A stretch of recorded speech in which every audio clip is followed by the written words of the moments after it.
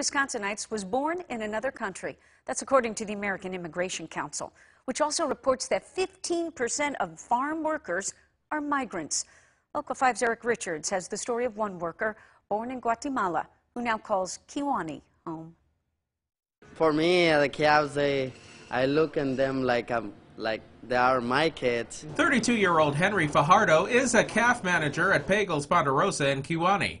He has been with the farm for 10 years. The best part of my job is taking care of the calves. When he was 18, Henry moved to the United States from Guatemala. Over there, there is a poor country, but it is in a process, to grow, and then that's was my purpose, to come here and have a better life. Finding the key to a better life, getting a job at Pagels, he has excelled. He started as a milker, and he's worked in numerous departments and has now grown to be the assistant calf manager. And he does a phenomenal job. Henry is providing for his wife and his 3 kids here in the United States, but he's also providing financial support for his family and friends in Guatemala. And that means a lot for me.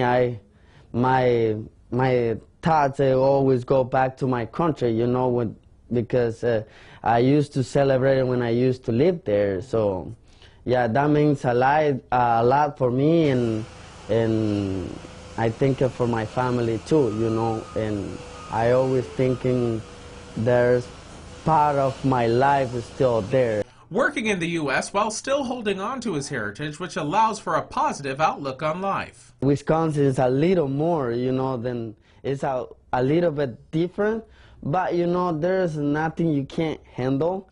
In Kiwani, Eric Richards, Local 5 News. The Ponderosa says about 55% of its staff is Hispanic, and in that way, Hispanic culture is celebrated every day. Before we go to break, get to know the folks at Trigales Bakery in Appleton, where culture comes alive through smell and taste and a true love of the authentic in life. American-born Ivan Zavala has been making sweetbread since his childhood days in Mexico.